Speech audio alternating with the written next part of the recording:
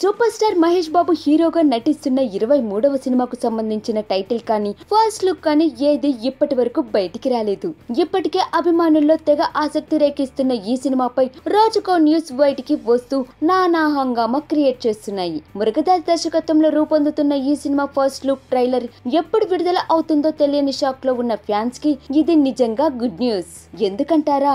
ఈ విషయం గురించి మహేష్ క్లారిటీ ఇచ్చాడు.